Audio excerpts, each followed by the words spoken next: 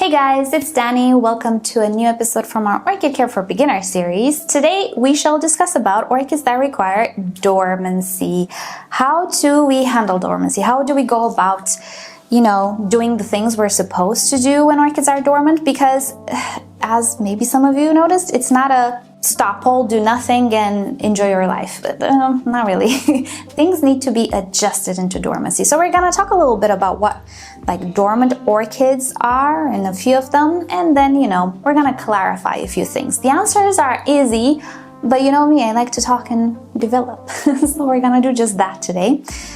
So before we start, today's video, together with this entire series, is sponsored by rePotme.com, who offers you everything you could possibly need to properly take care of your orchids.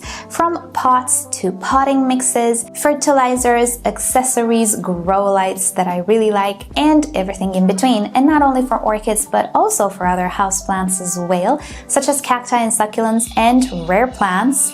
Excuse Birdie in the background, she's getting restless. So I'll link you to their website down below in the description. Feel free to check them out at any time. And I will also, oh my gosh, it's not veggie time yet, Bird. No, it's early. So check the description. You'll find the links there all of the time in all of these videos. And thank you guys so much for supporting me by supporting rePotme. I'm sure you're gonna love their products, right? So with that said, we shall hear Birdie in the background being a little entitled because I spent a lot of time with her this morning, giving her scratchies and everything, and now she wants more. Birdie. Anyway, back to dormancy orchids. What are dormancy orchids? Well, if so far you've grown quite a bit of the Phalaenopsis, the Cattleyas, and Oncidium, and maybe some Dendrobiums types, you're gonna be like, well, orchids don't really go dormant, right? Well, some actually do. And if you're watching this being more of an intermediate orchid grower, which this whole series was about this year, you know that there are quite a few orchids in our collections that do go into a true dormancy. So we're gonna be putting the Cattleya away. She's been here just for the beauty of it. This is the Burana Beauty. I wanted to share it with you and give her a sniff because she smells like roses. She's so wonderful. But now it's time for her to go home, and we're gonna focus on Catasetum that I have here and my Habenarias. Right, so in cultivation you might actually encounter quite a few orchids that will have a dormancy or at least a break in the winter time. When I say break, I mean not a true dormancy where the orchid necessarily loses all of its leaves, but rather doesn't really grow much vegetatively, so like Dendrobium nobilis, which are pretty common orchids even in flower shops. So you can have that type of orchid, but you can also have something like a Catasetum type orchid, which will lose all of its leaves. You can even have Habenaria type orchids, which will lose leaves, stems, everything on top of the potting mix will die. You will only have the corm below, and the dormancy periods will even differ. For Catasetums, it can actually be very short sometimes, especially with the hybrids, while for Habenarias, it can be like almost 6 months. Yeah, you can get very worried about Habenarias at some point. And the main, let's say, common ground with all of these orchids is that sometimes if you don't get the steps right with the dormancy, it can end up in disaster. Maybe not so much with the Catasetum, but with the Habenaria, yes. So we're gonna address a little bit these steps of preparing these orchids or preparing ourselves for dormancy and what the dormancy implies. So let's first get the Dendrobium nobile out of the way because one, I don't have it anymore. I don't grow it in this environment. It does not work out, but I did grow it for quite a number of years back in Romania. And it's just a very common orchid. With Dendrobium nobilis, this break or dormancy is not very risky in the sense that if you don't do the steps right, you're not gonna lose the orchid, but you're gonna have more vegetative growth and less flowers. That's all that can happen to it. So if you want to have a bountiful flowering season, you will have to stop watering, fertilizing, not light, just watering and fertilizing pretty much this orchid gradually until it goes into a state where it's like not dormant, it's still green, it doesn't necessarily lose its leaves, but it does nothing at all. And the main idea with all of these orchids is to stop watering and fertilizing. With some of these orchids, you can even stop light, like quote unquote, it's a joke. Yeah, they don't even need light. With Dendrobium nobilis though, yeah, you still need to provide light, but you also need to provide lower temperatures. Cymbidiums kind of work in the same way. These orchids are not true dormant, but they do go into this vegetative growth break in which they will stop growing shoots, new growth, pseudobulbs, and so on. They will have matured all of these structures, and now they're just waiting. And they're doing nothing, and they're sitting around, and you're like, what's happening to my orchid? If you do the steps right, you'll get rewarded with flowers. Now, these steps are watering, fertilizing. With fertilizing, it's easy. You can just all of a sudden stop fertilizing in September, if you will, or whenever, autumn starts for you, you can stop fertilizing. It's no big deal. You don't actually have to fertilize these orchids every single time because they have reserves. So fertilizing, get it out of your mind. It doesn't matter with any of these orchids. Stop it all together in September if you feel like it, or like when autumn begins in your area, in your part of the world, right? Don't even think about it. Just stop it. Because if an orchid doesn't grow vegetatively, it doesn't really need fertilizer. Other orchids we might have in our collection, even though they might look like they're doing nothing, like Phalaenopsis, they don't grow leaves anymore, you shouldn't really stop fertilizing because they grow flower spikes. That's great. And they also still grow roots. That's great. And in some cases, they will still grow leaves. It happens to all of us. That's great. So they do still need some fertilizer. But with Dendrobium nobilis, you can cut it all together. Now, watering is a little tricky. So in all of my videos, I kind of say, let the orchid tell you. Okay, Danny, what does this even mean? It doesn't have mouth. It cannot talk. Well, especially with orchids that produce pseudobulbs, which most of them in this category do, it is best to just watch the pseudobulbs. Sometimes with these orchids that take a rest rather than a dormancy, you will notice that the pseudobulbs will start gradually require water less and less. They will wrinkle less and less in between waterings. So what I think it's the easiest thing to do is to watch the pseudobulb. When you see it shrivel a little, like a raisin, becomes a little raisiny, offer a little bit of water. At some point during this process, remember you're not fertilizing, but you might still need to offer a little bit of water. Depends. In this gradual process, at some point, you will see your orchid requires so little water, you'll be tempted to water like once every 3 weeks, 4 weeks, a little bit. Yeah, that's okay. Sometimes you don't even need to water that much, but sometimes depending on the orchid and your environment and other details of sorts, it will still shrivel. It's preparing buds, it's preparing flowers, it still needs moisture. So when you see it shrivel, offer it a little bit of water. If it doesn't shrivel for 4 weeks, do not water for 4 weeks. Easy peasy. I know it's tempting, but just don't do it. And again, I'm referring to Dendrobiums here, like the Anosmum, Aphyllum, which are species, and also the Dendrobium nobili types, right? So with them, you will discover slowly and slowly that you will need to water less and less. At some point, you might need to water once every month, 2 months, depending on how long the rest is. With some of these Dendrobiums, like the species, you will see the leaves, majority of them will fall off as well. Those guys will require water even less than that. I went with the Dendrobium anosmum 2 months without any type of water, and it was absolutely fine because it didn't request it, so I didn't offer. So those are like the number one thing with those types of orchids is to watch them. Watch and see if they shrivel up. If they do, offer a little water. If they don't water.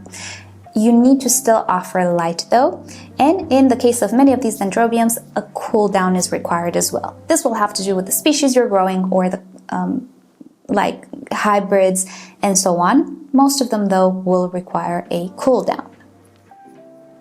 Right, so these were a few guidelines for the Dendrobiums.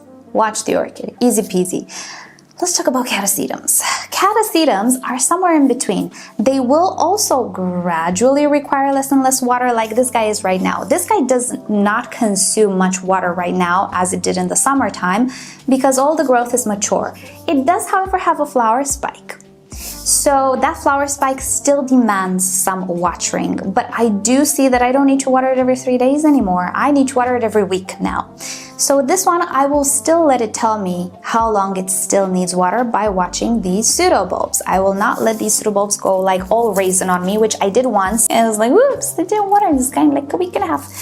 It's fine, but you shouldn't do it. So I'm just gonna let it tell me again, and at some point, especially after the flowers are done, the leaves will fall, the pseudobulbs will not shrivel at all anymore, I'm just not gonna water, because the orchid will pull moisture from the leaves and it will just keep itself hydrated. And since it doesn't grow anything anymore, it will not need any water, any fertilizer, any of that. Plus, when everything is all said and done and there are no more leaves, you can even put this guy like in the shade, under the bench, under the desk, wherever, if you don't want to see its face for a while because it's dormant, put it somewhere under. Just check it from time to time for new growth. But this guy doesn't even need light in its dormancy. Mind you, not all Catasetums have a long dormancy or even a dormancy at all. It's maybe like a little break, because there are so many hybrids on the market right now. You don't know how they're gonna react. If you have a species, you might have a clue, but if you have a hybrid, just watch it and learn its habits, because you never know. If it's not growing anything, do not water at all, not one drop. If it's shriveling, it might be starting to grow, but you just don't see it. Offer it a little bit of watering. Again, let it tell you, most likely these types of orchids will not necessitate anything. I did go with, I think, Cycnodes, or one of my Catasetums. Again, I went 3 months without any type of water and it was absolutely fine. But with these guys, this one, I think it has like a month of dormancy and that's it. It starts to grow again. So all of them are different. Just keep an eye on them. Again, let them tell you what they want, but at some point they will want nothing from you, kinda anymore, not even light. So you can go ahead and chill with the Catasetums. And like the Catasetums, there might be other orchids as well. Maybe Lycastes, I don't have one right now, but maybe Lycastes do kind of act in the same way. I would apply the same things to Lycastes as well. And yeah, there might be other species that maybe I don't have, but maybe you will have, or you're thinking to buying. When you hear the word dormancy, I would consider it something of the sorts. You still have the roots in the pot, but just because you have the roots in the pot doesn't mean they need water. So this approach does go for multiple other types of orchids that have pseudobulbs and do take dormancies, true dormancies where there are no more leaves. And lastly, the last example that I will show you, the Habenaria type orchids, or orchids that have corms. That's a new one. These are terrestrial orchids that do go into dormancy and they lose everything after they flower. Typically they do so at the beginning of winter for me, but again, this will depend on the environment. We'll have different environments. They will behave a little different. Now, these guys, there will be some orchids that have corms and other accessories in the ground and that are terrestrial, which will not behave like any of the epiphytes that go dormant. So with these guys, it is imperative to not mess it up, because I messed it up a few times and it wasn't nice. These orchids will not tell you much. You will not read any pseudobulbs here, so you're gonna be like deer in the headlights, but hey, that's the way it goes. It's fun sometimes. So at some point after these orchids flower, you will see them just melting. Everything will start to yellow and will start to dry. At that point, stop it. Whatever you're doing, stop. Don't water. Don't fertilize. Doesn't matter the light quantity anymore. It's done. The orchid is done for the season. She's closing shop and you need to go home. You can't be sitting outside of the shop watching. Do not be tempted to offer water. Do not be tempted to do anything, because what the corm is doing is it's pulling all of the energy and nutrients and moisture from the leaves. It's pulling it inside. And at this point, it's so easy in cultivation, at least. I don't know how it is in the wild. My living room is not the wild, okay? So in cultivation, these corms are so easy to rot if you water them when this process happens. So don't be tempted to stick around and do something with these orchids. When they start to yellow, it's done, it has been done. Now, at some point, after maybe a month or so, everything will be crispy and dry. You could, if it bothers you visually, I know I'm OCD as well. So if it bothers you visually, pull a little bit on that dried stem. If it's done, it's gonna just come out. And you can clear up the little pot, put it somewhere else. If you have a nice place for it to display the pot, now is the time to display it, and for the next 6 months. So doesn't need light, doesn't need anything, because there's nothing on top. What you will have here is a corm that is dormant in the medium. These particular orchids do not need cool downs. Catasetums didn't cool down either. So this will have to depend on the species. Maybe some orchids will need a cool down. These guys don't, they're warm growing. But in their natural habitat, they do have a lot of time without any type of moisture. And because they're corms, they live underground, they don't even benefit much from the dew that might be produced in the morning. So you need it to be dry. Don't be tempted to like pour a little bit of water every month or so. Don't. It's not necessary. I did it. It didn't end up well. Just don't do anything. Once the orchid is dead and gone, just let it be. Fun fact, in the springtime, typically, or beginning of summer, it will start to come up again. Now, I've experimented with starting watering sooner. It's risky. I would not do it if you're at the beginning with the Habenarias. Just let the orchid come back to life on its own, and when you see the first signs of greenery, that's when you can water. It's absolutely fine to water. Just make sure it doesn't sit in water. Just water, let it run through the pot, put it back, everything is fine, and then keep these orchids moist for the rest of the growing season. I've also tried to encourage new growth, like at the beginning of summer, because this one is always lazy. She always starts to grow at the beginning of summer or middle of summer even. I experimented with watering the corm. I don't know if it did anything, better not. And if you are considering repotting, winter time, of course, when it's dormant is the time to repot as well. Not in the spring. When you first see the signs of growth, do not touch the orchid. Do not repot it. You're gonna break something. I did. But do water and fertilize. So with these guys, that's the type of dormancy you need. You cannot read the orchid. You just have to think logically. If the orchid doesn't have anything up top and if the corm is buried inside the ground, there's no way it necessitates much watering. So just don't do it. Don't water. There might be some ambiental humidity which will help the orchid. Who knows? I doubt it. But from my experience, these types of dormancy orchids are the trickiest. But I hope this video gives you some tips and ideas of how to go about it. If right now you're thinking, well, I'm not a beginner anymore, I can move on from the Phalaenopsis and the little kitties and so on, and I'm gonna give me some Habenarias. Good luck. I'm kidding. You can get Habenarias. I actually have a Habenaria guide.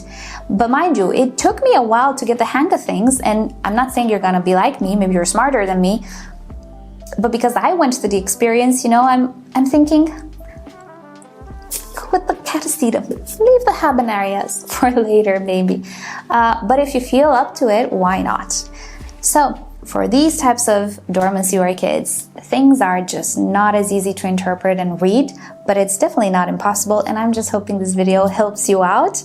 These tips will give you some idea at least to what to expect, or you know, make you realize, oh, that orchid is not for me. I cannot be bothered. If that's the case, great. Don't bother. Like, I would not bother with many orchids or I wouldn't have bothered with many orchids if I knew, right? So I hope this video helps you, no matter the case. And thank you so much for watching. I'm really grateful for you being here, and I'm also really grateful for rePotme sponsoring all of these series and all of these episodes for so many years. Hopefully they keep on going. With that said, thanks so much for watching, and I hope you have a great day. I'll see you next time. Bye!